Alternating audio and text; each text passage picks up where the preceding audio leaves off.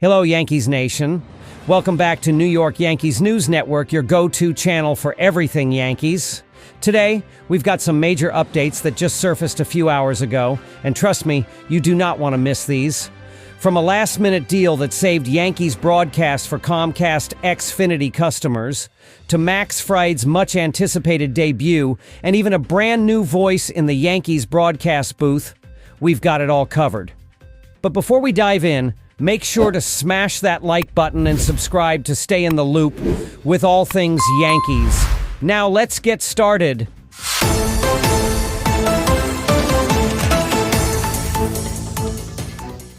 Update 1. Yankees avoid TV blackout. But for how long?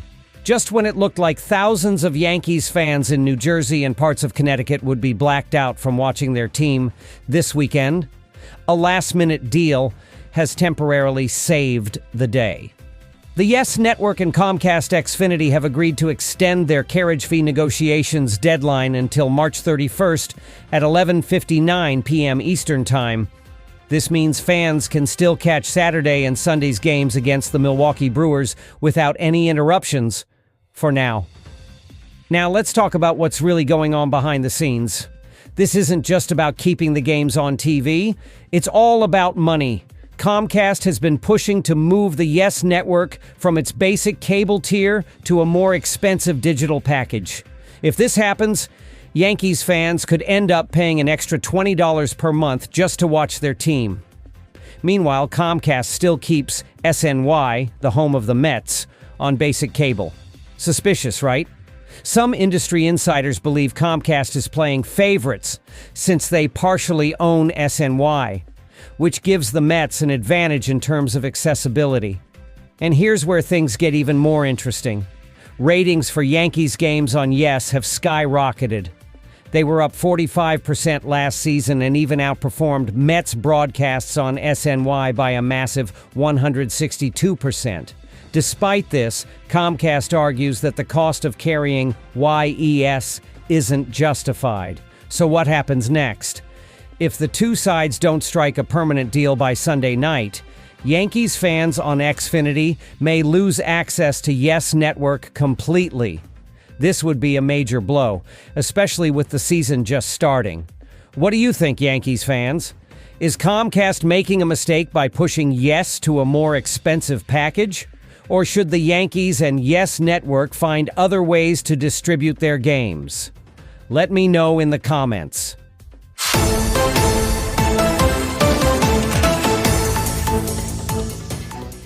Update 2. Max Fried's Yankees debut. A game changer on the mound? Yankees fans, buckle up, because Max Fried is ready to take the mound for the first time as a Yankee. After signing a massive $218 million contract in the offseason, Fried is set to make his debut against the Milwaukee Brewers this Saturday in the Bronx.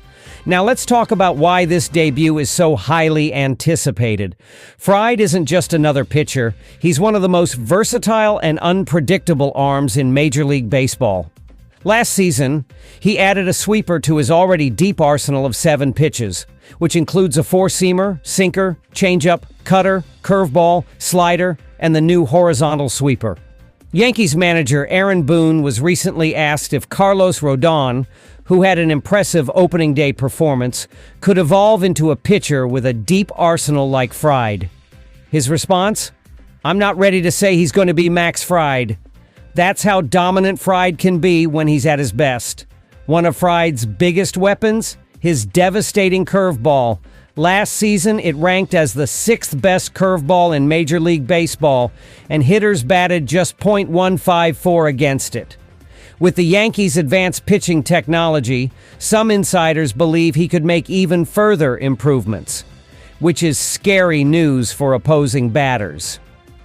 Now, let's address the elephant in the room: Gerrit Cole's absence. The Yankees ace is out indefinitely with elbow issues, and replacing his production is no small task. But Fried is stepping in with the right mindset. "Obviously, we're going to miss Gerrit," Fried said. "But at the end of the day, when it's my turn to take the ball, I have to be myself and go out there and win the ball game." Fried's spring training went smoothly. which is a big deal considering his past forearm issues. He built up to 78 pitches in his final Grapefruit League start, meaning he should be ready to go deep into games right away. And let's not forget about Mark Leiter Jr., who had an encouraging opening day appearance. His velocity has ticked up, and he just threw the hardest pitch of his major league career, a 95.2-mile-per-hour fastball, against Milwaukee's Bryce Terang. That's a huge jump from his previous career high of 93.5 miles per hour. The Yankees are also keeping an eye on their Triple-A rotation, which could become crucial if injuries pile up. Sean Boyle, Eric Leal, Brandon Librant, Zach Messenger, and Alan Winans are set to start the season in the minors. So Yankees fans, what do you expect from Max Fried in his debut? Will he dominate right away? Or will it take him some time to adjust? Drop your predictions in the comments.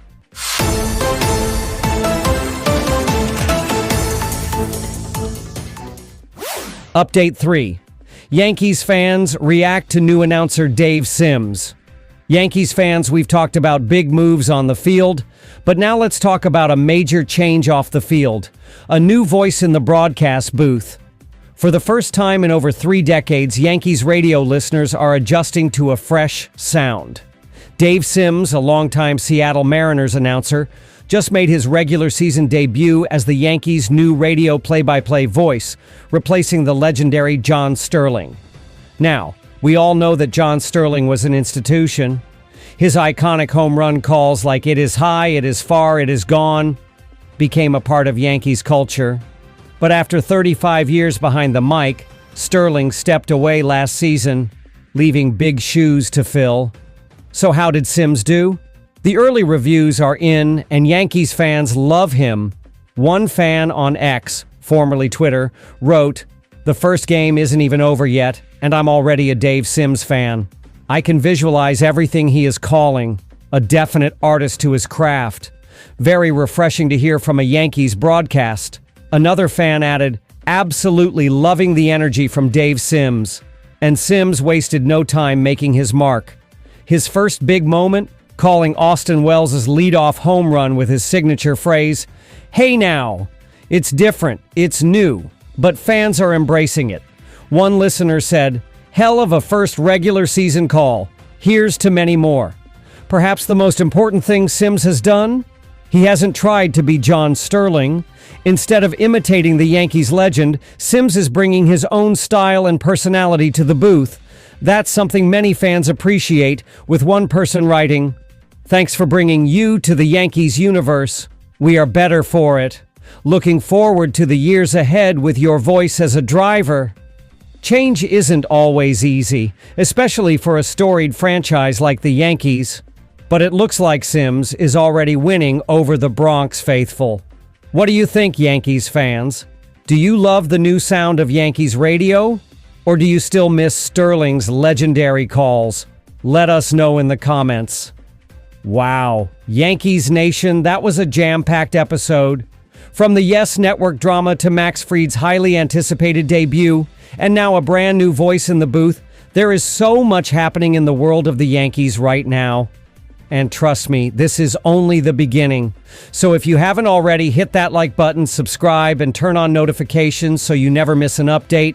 And before you go, drop your thoughts in the comments. Will Fry dominate in his Yankees debut? Will Comcast and YES strike a deal? And how do you feel about Dave Sims? We'll be reading every comment and featuring some in our next video. Until next time, go Yankees!